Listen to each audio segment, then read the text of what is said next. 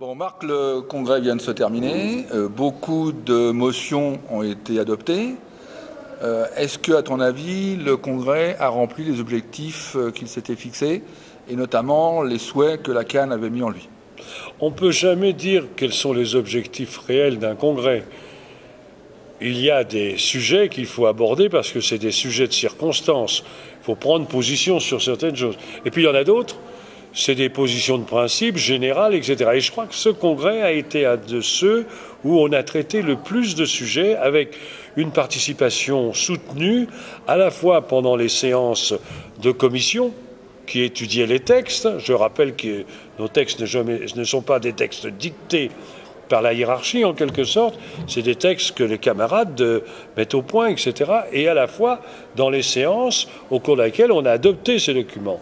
Et même si, avec le temps, il y a un problème d'accélération, si on veut rester dans les normes, bien entendu, tout le monde a pu s'exprimer.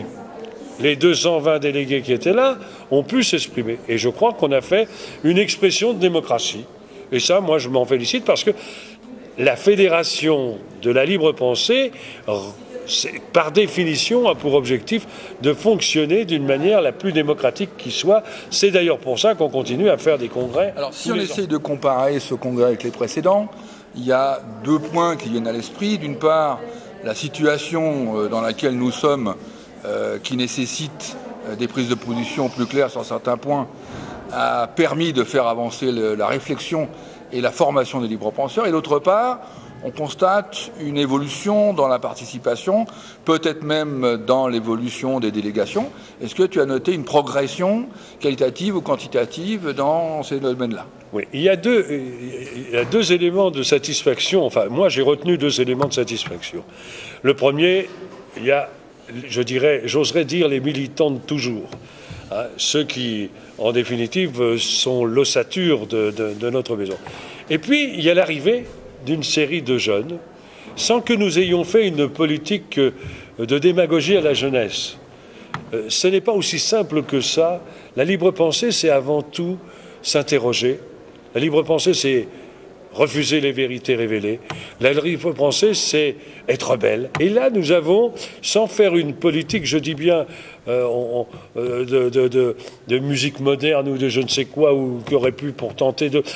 Sans avantage particulier, nous avons vu une série de jeunes qui non seulement sont avec nous, mais veulent participer aux activités. Je crois que nous sommes dans une situation où peut-être à contre-courant des syndicats, des partis, voire des associations, nous sommes dans un mouvement, expansion est peut-être un grand mot, mais où, au contraire, enfin, d'une certaine façon, nous gagnons du terrain. Et moi, je reste convaincu, mais toi aussi, tout le monde, hein, tous les participants et tous les militants restent convaincus que l'un des objectifs de la libre pensée, c'est de faire des libres pensées. Alors, tu as dit tout à l'heure que la séance officielle du lundi matin avait montré une certaine progression de l'audience de la libre pensée chez les organisations amies. Est-ce que tu peux préciser un peu cette question? Ah oui, là je crois que, au risque d'ailleurs de nous faire, disons, provoquer quelques réactions, parce que, comme dans tous les milieux, la laïcité fait l'objet, j'oserais presque de dire, de convoitises. Chacun se veut plus laïque que les autres, ce qui peut être d'ailleurs bougrement dangereux, parce que faire un patriotisme laïcard, ça peut conduire demain à la volonté de dire il nous faut une société qui serait... la laïcité n'étant pas le moyen et la méthode pour nous accepter mutuellement, on veut une religion d'État qui serait l'athéisme, par exemple. Ou alors la reconnaissance de la laïcité en tant qu'une institution, etc. Ce qui n'est pas le cas. La laïcité, c'est aussi, je dis bien, une méthode qui se veut universelle, de manière à ce que nous nous respections. Je n'aime pas beaucoup qu'on emploie le terme de tolérance. Bon, c'est clair. Nous avons pris beaucoup d'initiatives. Donc, autour de ça, nous avons réussi à travailler en commun avec la Ligue de l'enseignement, le Grand Orient, toute une série d'organisations. Et ces organisations-là entretiennent avec nous des relations fraternelles, et ça n'est pas un vain mot. Et c'est en cela que je réponds à ta question. Nous avons fait une petite cérémonie que je vais qualifier d'ouverture, pour ne pas dire protocolaire, parce que c'est un grand mot, et où nous avions des associations où les partis politiques étaient là, bien entendu. Ils n'ont pas interféré dans nos débats, mais ils sont venus nous saluer. Et ça prouve bien, que nous prenons place et que nous faisons partie dans le débat public et que nous existons. À nous maintenant de relayer.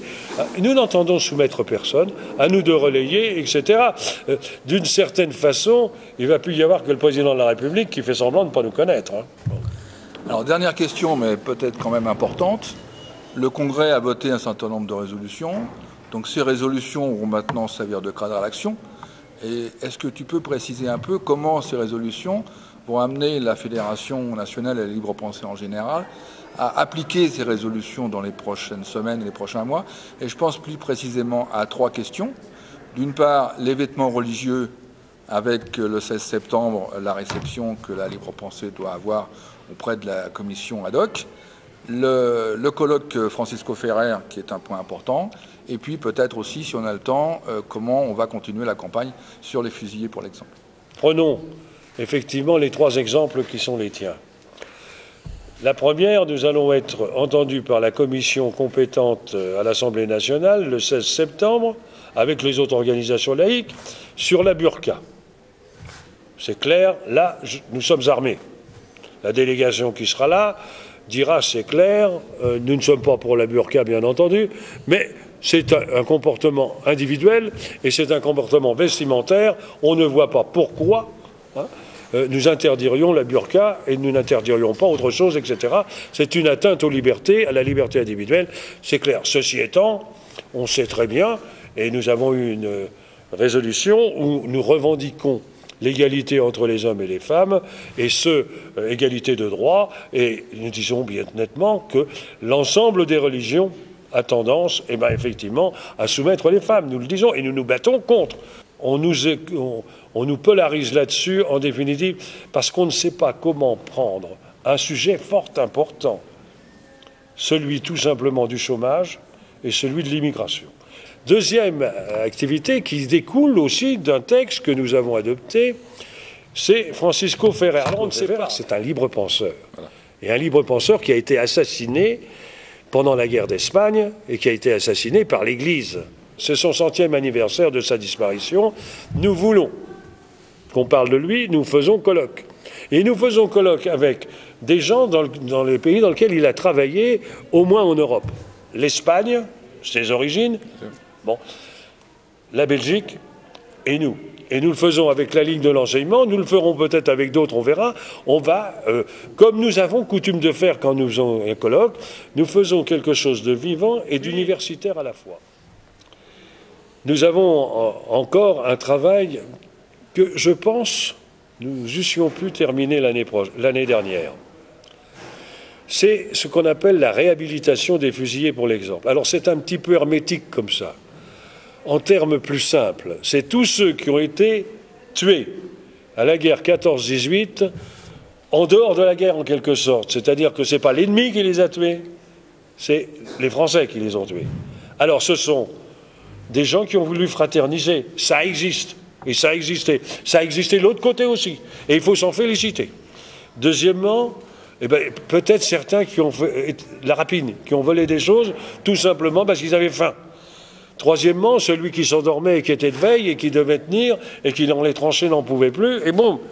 Quatrièmement, et c'est là la monstruosité, certains qu'on a choisis, tirés au sort, parce que les officiers étaient débordés et avaient peur que les hommes de troupe n'acceptent pas les ordres, lèvent la crosse, alors on en tuait 3 ou 4 en disant, vous voyez, si vous n'y allez pas, vous y passez. Ces gens-là, il en reste 680 qui ont été condamnés, qui sont morts, bien entendu.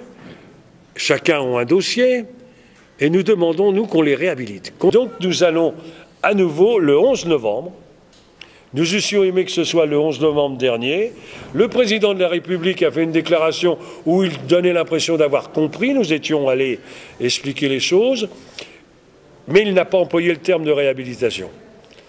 Alors, il faut qu'il emploie le terme de réhabilitation, ça manque. Et dès qu'il aura employé le terme de réhabilitation, nous utiliserons ça pour avoir une disposition légale. Donc je veux que ce soit une disposition législative. Hein. Alors, la forme, c'est autre chose, mais qu'ils disent le mot, et après, eh ben, moi, nous nous faisons fort d'obtenir par pression, si c'est nécessaire, la lettre présidentielle ou je ne sais quoi, qui juridiquement vaudra la réhabilitation. Bon, Marc, merci. Je pense que les libres-penseurs sont sortis grandis et vivifiés du Congrès et que nous allons assister à une nouvelle étape du développement de la libre-pensée.